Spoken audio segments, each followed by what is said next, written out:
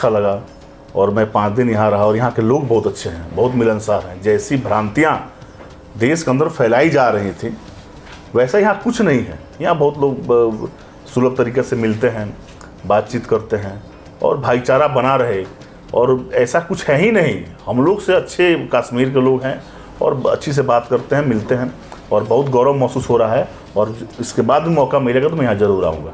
बिल्कुल। इस वक्त हमारे साथ जुड़ चुके हैं रियासत बिहार के senior most leader of BJP mister Rahul Tiwari साहब। इनसे हम जानना चाहेंगे कि बीजेपी की पॉलिसी क्या रहेगी नई इस गवर्नमेंट में। Sir, welcome in our show. नमस्कार।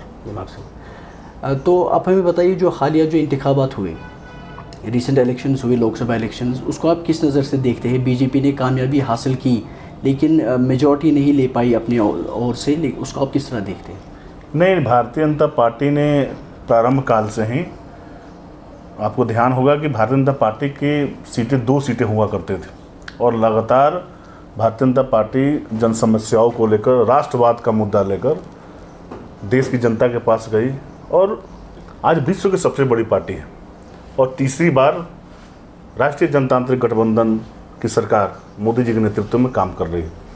तो भारतीय जनता पार्टी और नरेंद्र मोदी जी ने जो नारा दिया है देश में, सबका साथ, सबका विकास और सबका विश्वास, इस नारे को साकार किया है देश में। और तीसरी बार मोदी सरकार जो आई है, इस देश का जनादेश था जिसे हमने पुनः स्वीकार किया। तो आप हमें ये भी बताइए सर, आपने जो नेशनलिज्म की बात की, आपने जो नेशन फर्स्ट की बात की कि पहले राष्ट्र जो हमारा है, तो उस हवाले से सबका साथ सबका विकास, ये पॉलिसी आप थोड़ा वाज़ह करिए, इसमें क्या है सर?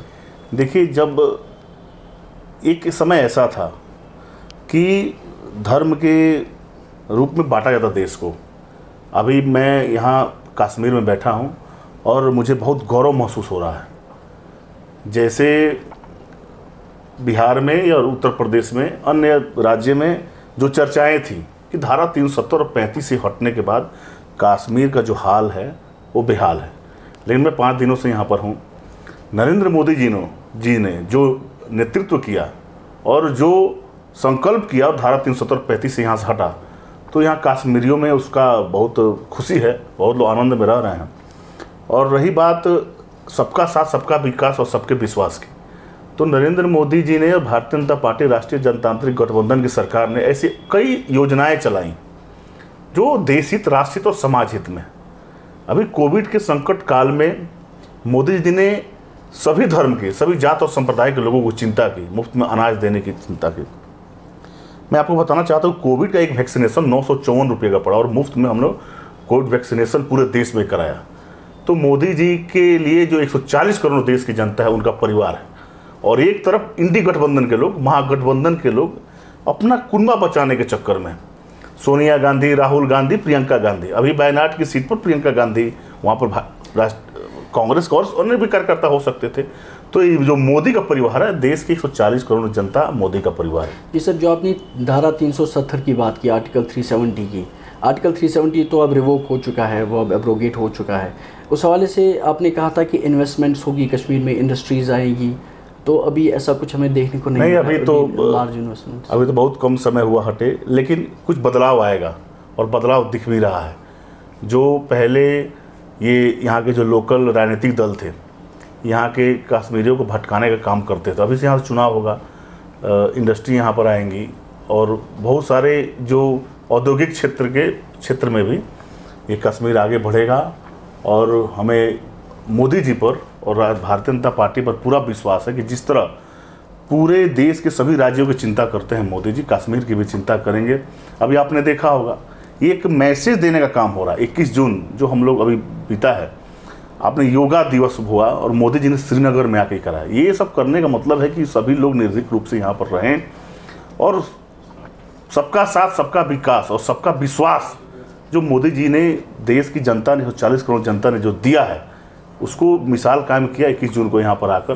तो मैं ये नहीं कर रहा हूँ, अन्य दल भी हैं, अन्य दल भी आज हमारे दल की, हम जब भारतीय जनसंघ के रूप में आते हैं यहाँ पर, तो हमारे जो आइडियोलॉजी है एकात्म मानववाद दर्शन, यहाँ के श्यामा प्रसाद मुखर्जी जी आए और बोले थे कि ये जो कश्मीर है, यहाँ पर एक एक विधान संविधान ये सब नहीं चलेगा।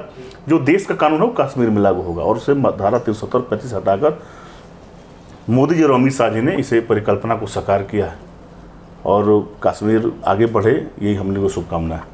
अब सर अब स्टेट असेंबली इलेक्शंस भी आने वाले हैं, अब अनाउंस हुए हैं, इलेक्शन कमीशन ऑफ इंडिया ने भी अनाउंस कराया है कि अब हाल ही में जो अब लेटेस्ट जो होंगे असेंबली इलेक्शंस, उस हवाले से आपकी क्या पॉलिसी रहेगी जम्मू एंड कश्मीर को लेकर? नहीं, ये होना भी चाहिए था।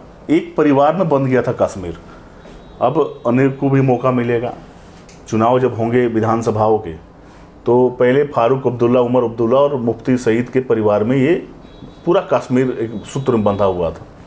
अब सबको मौका मिलेगा और ये अच्छा संदेश है। यहाँ पर पंचायतों के चुनाव हो, वार्डों के चुनाव हो, विधानसभा को चुनाव हो, तो धारा 370 और 35 से हटने के बाद एक बड़ा बदलाव देश की जनता को देखने को मिलेगा। देश की जो सेना है आर्मी, इंडियन आर्मी, तो अपार्ट फ्रॉम वो जो काम करते हैं सिक्योरिटी को लेकर, रक्षा को लेकर, बॉर्डर सिक्योरिटी करते हैं, सेफ एंड सिक्योर माहौल बनाने के लिए, उसके अलावा उनका क्या रोल रहेगा कश्मीर की डेवलपमेंट को लेकर?